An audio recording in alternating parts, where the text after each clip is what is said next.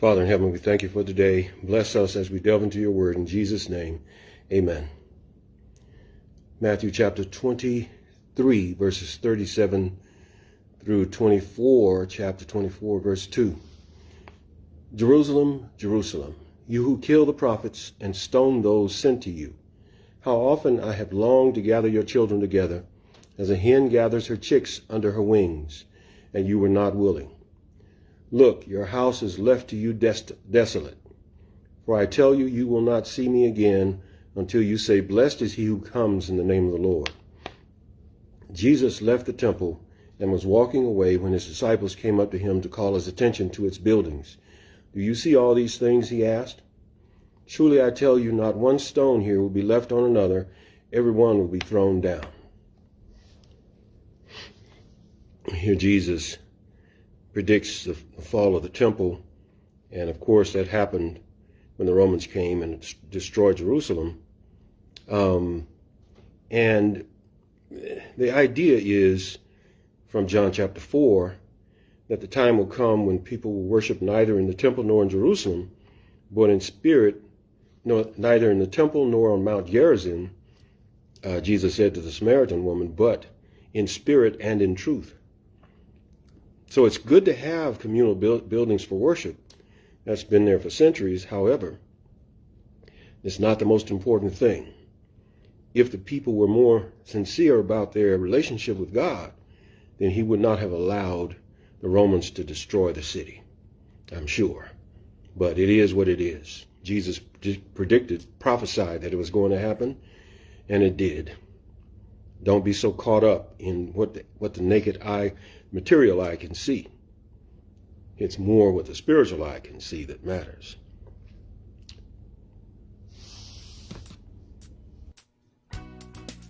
I know thy works, and tribulation, and poverty, but thou art rich.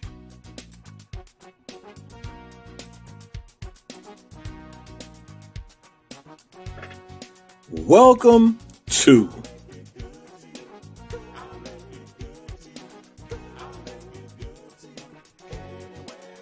the Black Excellence and Abundance Channel.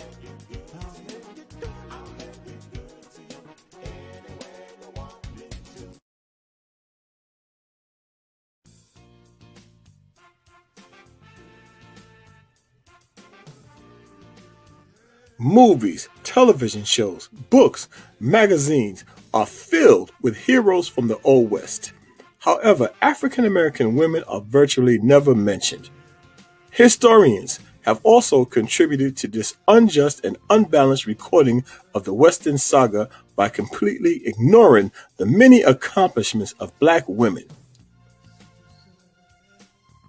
Despite the fact that they are accurately reported in newspapers, government records, military reports, and pioneer memoirs, as members of a double minority, Black women have suffered an even greater historical injustice, although they were an integral part of the Western fabric.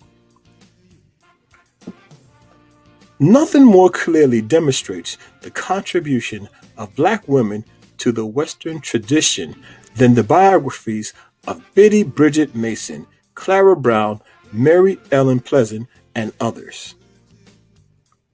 Today, we take a look at some of these pioneer, great women who never quite get the credit that they deserve. Elizabeth Fawn Scott Flood was born free in 1828 in New York State, and she was educated in Massachusetts. She married Joseph Scott in 1852, and they moved to Northern California later that year. After Joseph died, Elizabeth and their son Oliver moved to Sacramento. At the time, Sacramento was a sizable African-American community, but because all non-white children were barred from public school, they were unable to receive an education. After her son was denied enrollment, Elizabeth used her own home to open a school for Black children in 1854. Initially, Elizabeth's school was only open to African American children, but shortly after it opened, she started accepting Asian American and Native American students as well. The Sacramento School Board assumed control over the school in 1855, although they refused to commit public tax revenue to it. What a surprise. Elizabeth continued to teach and became the first African American public school instructor in California. She retired from teaching after she married Isaac Flood and moved to Oakland. However, seeing the lack of educational opportunities in Oakland for non-whites, Elizabeth once again opened a school in her home. Meanwhile, she and her husband founded the Shiloh AME Church in the town, Oakland's first black church. The church led the way to the purchase of a schoolhouse where she taught until her unexpected death in 1867, at the age of 39. Her successful activism led to school integration in Oakland, and Elizabeth's daughter, Lydia, was one of the first students at the newly integrated schools. Bridget Biddy Mason was born into captivity in 1818, but her exact birthplace is unknown. Like so many other enslaved people, she was forcibly taken from her family and sold several times. Her final enslaver moved to California. Now, California was a free state, so the moment that Biddy entered California, she was technically free. However, her enslaver kept this information from her for 5 years. Once she learned this information, she petitioned the court for her freedom and for that of her children. Despite the obstacles that were set in place and the fact that she was not allowed to testify, she won her family's freedom and adopted the surname Mason. Mason settled in Los Angeles and worked as a nurse and a midwife. After saving money for a decade, she invested in real estate, becoming one of the first black female landholders in California. In spite of the obstacles in her way, nothing stopped her from achieving greatness. Her wise investments made her a fortune and a prominent citizen of the city, which she used to establish multiple charities, schools, daycares, and the first African American church in Los Angeles. Clara Brown was a former enslaved woman born on January 1st, 1800, near Independence, Missouri. She became a community leader, philanthropist, and aided in the settlement of the former slaves during the time of Colorado's gold rush. She was known as the Angel of the Rockies and made her mark as Colorado's first black settler and a prosperous entrepreneur. At the age of 3, Clara and her mother were sold and moved to Kentucky. She married at the age of 18 and had 4 children. In 1835, Clara's family was broken apart when they were all sold to different enslavers. Clara was sold to a plantation in Kentucky. At the age of 35, Clara's enslaver died, and her husband, son, and daughter were sold at auction to different enslavers. Could you imagine, folks? The atrocity of being sold like a piece of property and your family just separated. What a tragedy. After an additional 20 years in captivity, she was able to buy her freedom and immediately headed to St. Louis. At the age of 55, she agreed to serve as a cook, laundress, in exchange for free transportation to a caravan headed for the gold mines in Colorado. After all she had been through, Miss Brown still found it in her heart and dedicated her life to the betterment of others, no matter what the race, creed, or color of the person was. I have to say, she's way better than I would have been. But anyway, this great woman of God had great humility, and even after her enslavement, she did not have a prejudiced bone in her body. Miss Brown settled in the mining town of Central City, Colorado, where she established a laundromat and became very successful. As her resources expanded, she opened up her home, which served as a hospital, church, and hotel to the town's less fortunate. With the money she made, She invested in properties and mines in nearby towns. Known as Aunt Clara for her emotional and financial support, Brown was a founding member of a Sunday school, made her home available for prayer services, and generously supported the community.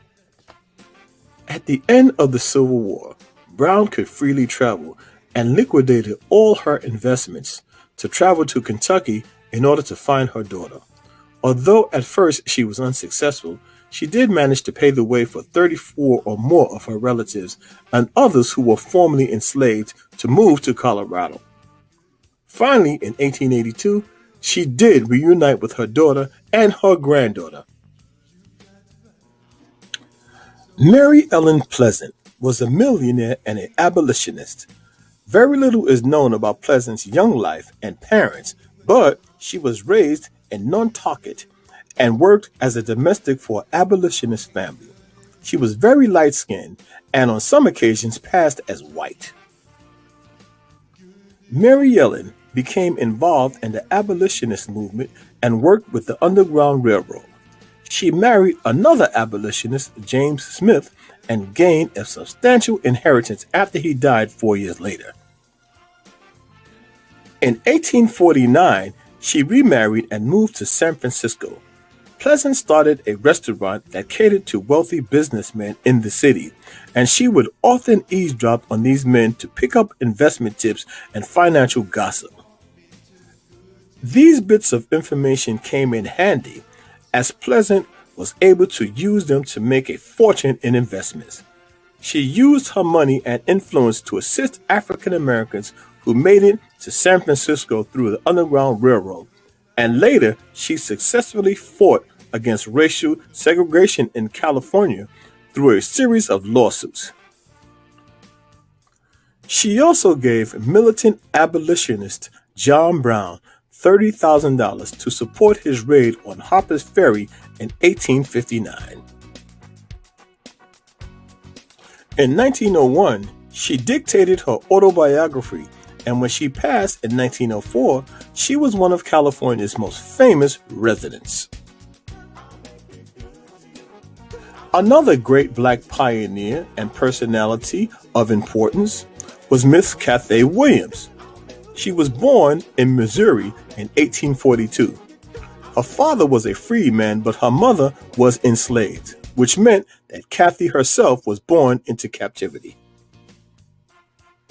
She was captured by Union forces in the Civil War, but as with many captured enslaved people, she was pressed into servitude in the Union Army. After the war ended, Cathay Williams found herself a free woman. She wanted to enlist in the army, but they didn't accept women. Williams didn't let that stop her. She just changed her name to William Cathay, posed as a man, and served with the Buffalo Soldiers for 2 years. After her secret was revealed, she was discharged from the army. She moved to Pueblo, Colorado, and married a man who would eventually steal all her money and run away with her horses. Williams had him arrested, moved to Trinidad, Colorado, and took up work as a self-employed seamstress. Miss Abby Fisher. Born enslaved in 1831 South Carolina, she grew up and eventually worked as a cook in a kitchen. She married Alexander Fisher around 1859, and together they had 11 children. The family moved to San Francisco, California in 1877 looking for economic opportunity. There, she opened her own immensely successful catering business called Mrs. Abby Fisher and Company and won awards for her cooking. Abby's Southern cooking was the toast of San Francisco society, and she became only the second African-American female cookbook author in America in 1881 when she published What Mrs. Fisher Knows About Old Southern Cooking, Soups, Pickles, Preserves. Her cookbook had 160 recipes. The book is a treasure trove of Southern cooking for historians, and it was reprinted in 1995. Her book can still be purchased on Amazon Kindle today. It was the great Black women cooks of America that inspired the fictional character Aunt Your Mama. The brand is still wildly successful to this day. These unheralded, unsung, and unappreciated Black women of the Old West helped establish the country that we know today. They were teachers, nurses, businesswomen, builders of churches, landowners, cooks, nannies, mothers, wives, and daughters. They were indeed then, as they are now, the backbone of this country and the world. The Black Excellence in Abundance channel, where Black history is every day. Thanks for watching. Please like, comment, share, and subscribe. And as always, never forget that thou art rich. Hi there, folks. Let's just call this another Black History moment. How about that? The thing that I'm most excited about with releasing this album, Revival, is that it's kind of ushering in a new chapter for me as an artist. I got to try on my production hat for 2 of the songs, and I'm just experimenting with a lot of different sounds. I feel like we were extremely honest with this album and very transparent as a person. So I'm just excited to share these stories. Seeds was the very first song that we recorded on this album, and I knew immediately when I was trying to figure out who was going to produce it that I wanted Shannon Sanders to do it. Shannon and I have worked together since I was 19 years old, and I think he knows me really well. I think he knows the sound that I'm going for. He knows how to produce my vocals, probably the best out of anybody that's ever produced me, and I just knew immediately that I wanted him to do it. For this album, I was inspired by 3 distinct themes. One being what's going on in the world right now, social justice, that sort of thing. That's what inspired Seeds and Speak on It. Specifically for Seeds, I was inspired by the Michael Brown murder and the subsequent uprisings in Ferguson, Missouri. And Speak on It, just about like the protests and movements that have been going on and been highlighted, the climate movement, the women's movement, immigrants' rights, all that kind of thing, and just wanting people to speak up and stand up for themselves. Second theme was my personal life. I'm married. I've been married almost for 10 years now, and I have 2 children. I have an 8-year-old, and now I have a newborn. And just, thinking about my relationship with my husband. Soul Message in particular was was inspired by a fight that we had early on in our marriage, and me talking to my grandmother and some advice that she gave me, which I thought was really amazing. That there's going to be good times and bad times in relationships, but there's always the making up to look forward to, and so that's what Soul Message is about. There's no need for talking, you won't hear what I say, but I'm gonna reach you some way. Lastly, I'm dealing with, my own personal stuff right now. I'm the same age that my mother was when she died, and just kind of grappling with my memories of her, being a mother now, and just kind of feeling like I'm walking in her shoes and I can understand what she's going through, and just kind of dealing with that. And that's what Ghost is about. And in the summer of 2018, I suffered a miscarriage, and probably one of the hardest things that I've ever been through in my life, and that inspired the song You Were Here. And just wanting to talk about those feelings and let people know that it's okay to feel those things and to have those questions and to be sad and to be down and all that sort of thing. And so I just wanted to be very honest and very transparent. And so those 3 things were the things that inspired this album. And then Brian and I worked together on an album called Soul of Cash, which was his album. And we did a duet together on that record. And I just was kind of just blown away by just how genius he is. Like, he knows how to tell musicians exactly what it is that he wants from them. And he doesn't have to do a lot of talking. And he's probably the most calm person that I've ever seen in the studio. And so he did the rest of the album, with the exception of You Were Here and the video version of Seeds, which I did. And I think that Brian, like Shannon, knows exactly what it is that I'm trying to get out of the music, out of the song. And I'm extremely pleased with the marriage of those two production styles on this record.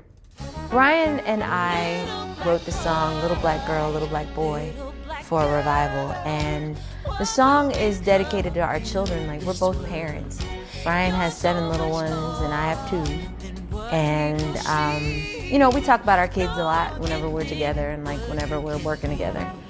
And just about the world that our children are gonna inherit. And I feel like a lot of times kids of color don't get to be kids and don't get the benefit of the doubt that other children do. And so we wanted to write a song just uplifting them and telling them, like, we love you and we expect the best and hope for the best for you and want the best for you. The whole idea of revival and like regeneration, renewal, being saved, grace, that sort of thing. Those were the words and the thoughts that I had around this album, because each one of these songs is about something that I was feeling, whether it be excitement, anger, frustration, sadness, happiness, hope. And I wanted people to feel that, and I feel like that's what you would get from listening to all these songs. And walk away with the very last track being Revival. Walk away with some hope and some excitement about what's to come in your own life. And definitely that's how I feel about my life and what's going on. I have hope in the midst of all the crazy and the weird and the depressing. I have hope that things are going to get better and things are going to renew and recycle. And so that's why I chose Revival as the title and as the overall theme of this album.